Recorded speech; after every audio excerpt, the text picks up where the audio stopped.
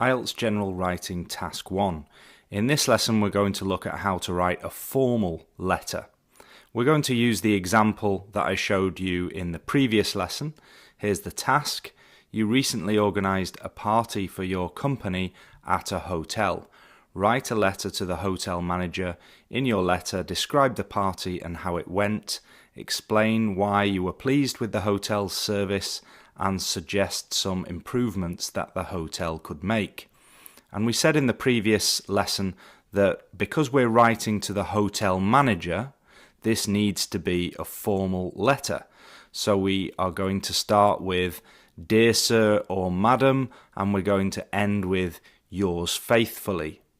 We also looked in the previous lesson at having a purpose, a clear purpose at the beginning of the letter, and we could write that in this way: I am writing with regard to the party that, and we can continue with the purpose, just one sentence.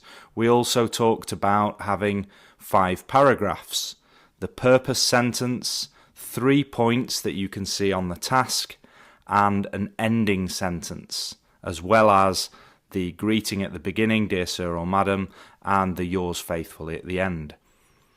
Now, we also talked about these 3 points. We need ideas for them, and we planned some ideas in the previous lesson. I said I was going to talk about the company's 20-year anniversary being thoroughly enjoyable. That was describing the party. And then explaining why I was pleased. The staff were welcoming and attentive. And suggesting improvements. I said the decorations and signs to find the room, improved signage. That was my quick plan, and you will have seen that in the first lesson about general writing task 1. Now we're going to use that plan, and I'll show you how I would write the full letter.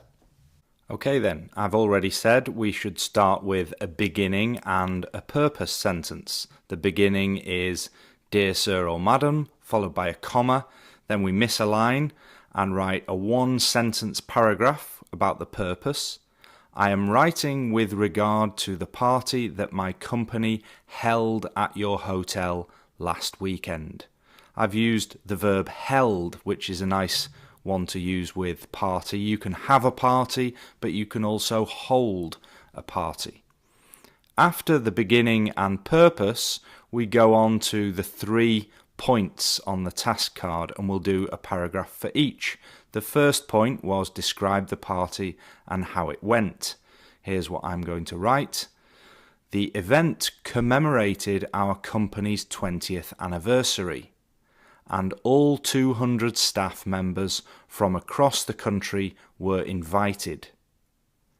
I am pleased to say that everything went according to plan, and it was a thoroughly enjoyable and memorable evening. On to point number 2. Explain why you were pleased with the hotel's service. Here's what I'm going to write. We were particularly impressed by the hotel personnel on the night, including waiters, bar staff, and members of the events team. They were friendly, welcoming, and attentive, and they ensured that the party ran smoothly. That fully answers point number 2. I'll look at the vocabulary that I've used a bit later. There are some good phrases in there, but I'll look at that later in this lesson. Let's move now though to point 3. Suggest some improvements.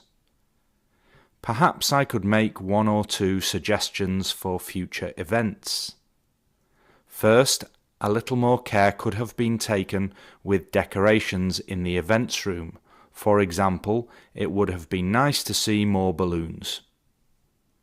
Second, a few people struggled to find the events room when they arrived, so you might consider improving your signage in the hotel. 2 quick suggestions there. I've said more care with the decorations. I've given an example of that with the balloons. And the second thing was more or improved signage in the hotel. So I've definitely fulfilled the requirements of point 3, suggesting improvements. Now I just need to end the letter with a final sentence and the ending. Here's what I would write. On behalf of all of my colleagues, I would like to thank you and your team for hosting such a special event.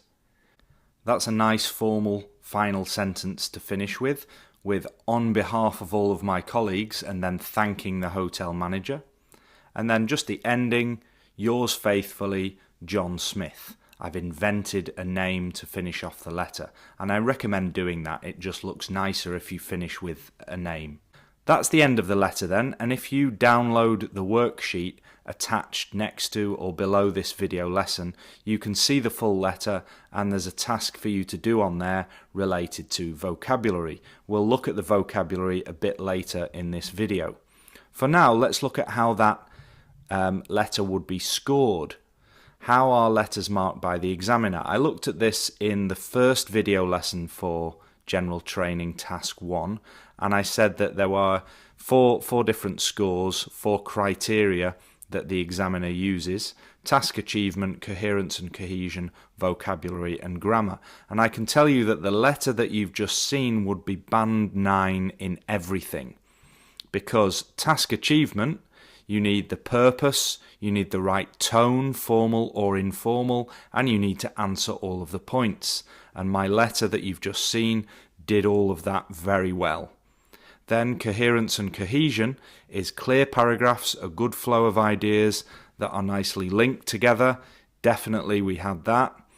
The vocabulary was appropriate, and there were some less common items of vocabulary in there, which I'll show you in a moment.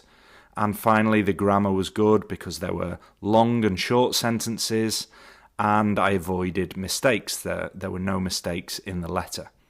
So it would get a band 9 for all those 4 criteria. Now let's move on to looking at the less common vocabulary in that letter. This is probably the most important thing to ensure that you get a high score. And we're not talking about difficult vocabulary here. Difficult is the wrong word. We're looking for less common vocabulary, words or phrases that most people in the exam probably wouldn't use. That's what will impress the examiner. So what words or phrases did I use in my letter that most candidates in the IELTS exam wouldn't use? Let's have a look at them. The party that my company held. I mentioned that earlier in the lesson, using the verb hold to hold a party instead of just to have a party. It's a bit less common. Not many people would think to use that verb. The event commemorated.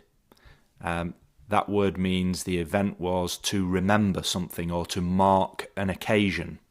It's a good word to use. Everything went according to plan. It's a nice phrase, went according to plan. A thoroughly memorable evening. We were particularly impressed by. Personnel, members of the events team. Welcoming and attentive. Ensured that the party ran smoothly. Care could have been taken with. It would have been nice to see. Struggled to find the events room. Consider improving your signage. And hosting such a special event. Now those aren't difficult phrases. There aren't many difficult words in there, but it's a bit less common. The examiner would be impressed by these phrases, definitely. And that's what helps to give my letter a high score, a band 9. Let's look at some more language items. Phrases for formal letters. Well, the beginning and ending first. If you use dear sir or madam, you need to end with yours faithfully. On the other hand, in some formal letters, you might have a name. You might invent a name for the beginning. Dear Mr. Smith, and then you have to end with yours sincerely. A couple of other things in terms of language. Let's look at some examples of first sentences stating the purpose of the letter, the purpose sentence near the beginning. Here are some examples that you could use. I am writing with regard to. I am writing to request or to ask for. I am writing to thank you for. I am writing to inform you that. I am writing to inform you of my decision to. I am writing to complain about. I'm writing to bring to your attention. So it depends what the letter's about, but there are some good phrases that you could begin with to state your purpose. Now let's go to the end, the final sentence ending in a formal way. Here are some possibilities. On behalf of all of my colleagues, I would like to thank you for. That's the phrase I used in this particular letter, but in different cases you could use thank you for your help and support. I look forward to receiving your response. I await your prompt response. Prompt means quick or fast. I hope that you will address these concerns as soon as possible. Please let me know if you require any further information. I hope that my request does not cause you any inconvenience. Of course, which one of these you choose will depend on the subject of the letter. If you're thanking someone, you can say thank you for your help and support. But if you've requested something, you might say, I look forward to receiving your response. If you've complained about something, you might say, I hope that you will address these concerns. So it depends what the letter's about. So be careful that you use the right type of ending according to the topic. Before we finish this lesson, just 3 more tips. First, avoid contractions in your formal letters. Write I am instead of I'm. You should also write do not instead of don't. Cannot instead of can't.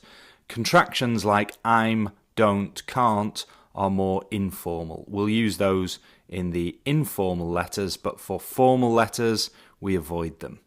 Also avoid direct questions. It's much better to write a request like I would like instead of can I have.